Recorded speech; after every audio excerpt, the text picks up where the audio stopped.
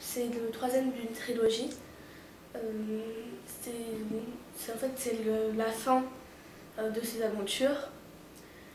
Il essaie toujours de libérer sa maison et il découvre qu'il y en a plusieurs qui sont éparpillés dans les océans.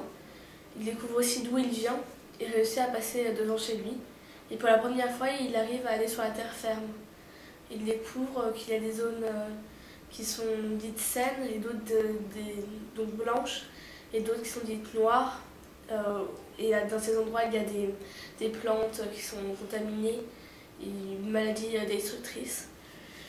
Et donc dans tout ça, il va essayer de libérer sa maison pour en faire un endroit un peu plus joyeuse que sur Terre, où il pourrait recueillir toutes les personnes qui sont dans les autres maisons. Il découvre avec l'existence des femmes. Il a la chance de faire des missions sur la Terre. Et grâce à ça, il va essayer par différentes façons de libérer sa maison. Et un événement inattendu va un peu tout chambouler. Moi personnellement, j'ai beaucoup aimé ce livre qui traite des sujets un peu de discrimination, de loi, de politique, de l'influence de la politique sur la société.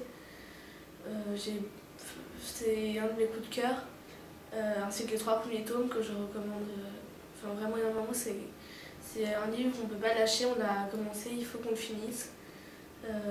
Tout ce que je peux dire, c'est qu'il faut le lire absolument, c'est un incontournable.